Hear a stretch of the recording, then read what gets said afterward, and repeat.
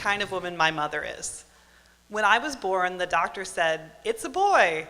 And she had the presence of mind to look down, laugh, and correct him. "No," she said, "it's a girl, and she's pooping." A few minutes later, a nurse lifted me up and said, "Oh, she's probably about 7 pounds, average."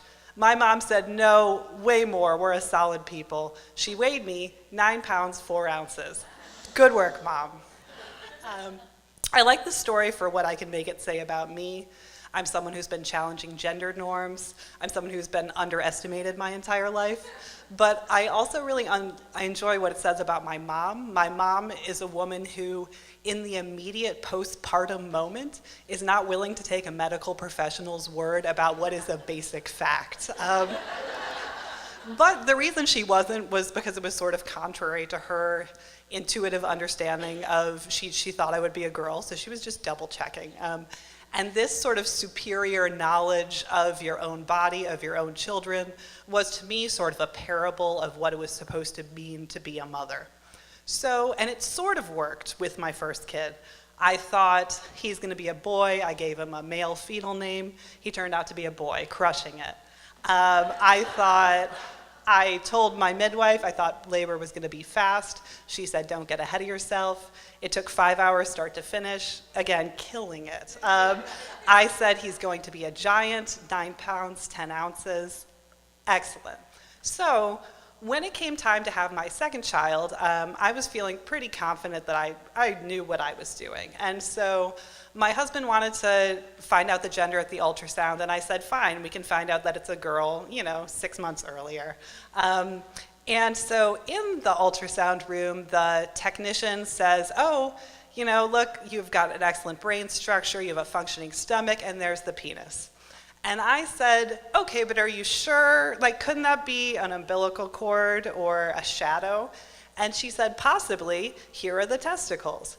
And and I said, but can't there be like some ovaries that haven't been absorbed by the body, or couldn't they just be growths? And my husband just stares at me, and I said, "Benign growths, like couldn't they just be growths?" And she said, "It is not very likely." So in the parking lot after the ultrasound, I am crying and pretending that I'm not crying. And my husband and my mother are doing me the dignity of pretending I'm not crying. And while I'm getting snot on my suit coat, I say, "It's just, I always thought I would have a daughter." And my mother says, it must be an adjustment. So a week later, we have another adjustment. The out-of-network OB who read my ultrasound has decided that the baby is too big for the age that the gestational age it should have. So the OB has decided I'm wrong. I don't know when my menstrual cycle begins and ends. I don't know the 4 times I've had sex since I've had a child. And I am in fact due 2 weeks earlier. So they have adjusted my due date. And I tell my midwives, I say, "I'm just having a giant baby. It's very normal." And they say like, "Well, it's probably not gonna matter anyway. You're definitely not gonna hold out till your due date." A week after my adjusted due date, I am still feeling very confident that I know when my due date is. I'm not confident that I'm having a girl anymore, but it's possible. But they want to start talking about scheduling an induction, and when you talk about scheduling an induction, you need to talk to the OB. So I talked to the OB, and he is very worried, and he asks me if I understand statistics. I do, and we talk for a while, and he tells me that we agree, there's a 1.2% chance that I am right, and that I'm not due for another week and that everything's fine. And when it's clear that those are odds I'm willing to take, he says the word tear, and then he says the word hemorrhage. He doesn't say the word stillbirth, so I go to work. That night at midnight, I get a call from the midwife, and she says the word stillbirth. She says, "I have excessive amniotic fluid," which results in a 10-fold risk of stillbirth.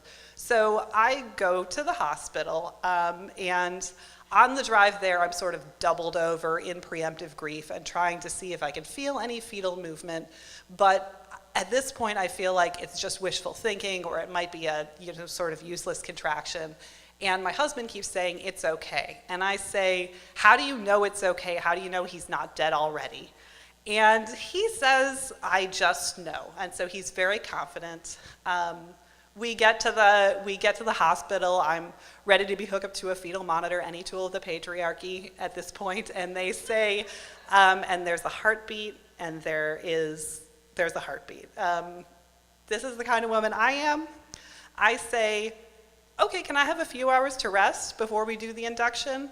And then I spend the time writing one last email to my boss and go into labor on my own naturally and deliver a 10-pound, 11-ounce baby. Boom. That wasn't supposed to be the end of the story, but time is super up, so I'm going to go. Bye. Thank you.